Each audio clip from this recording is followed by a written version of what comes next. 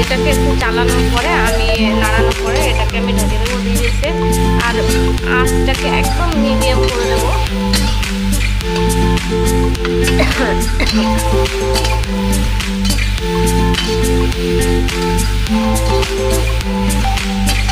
আমি এটাকে ঢাকে দেব আর গ্যাসটা স্লো করব।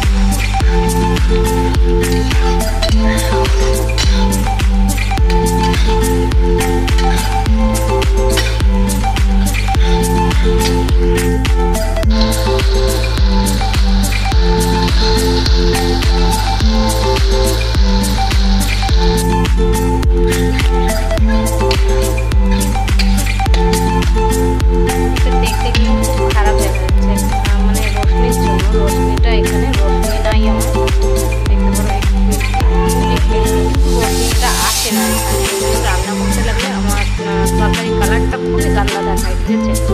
আমি আপনি মানে কিছুদিন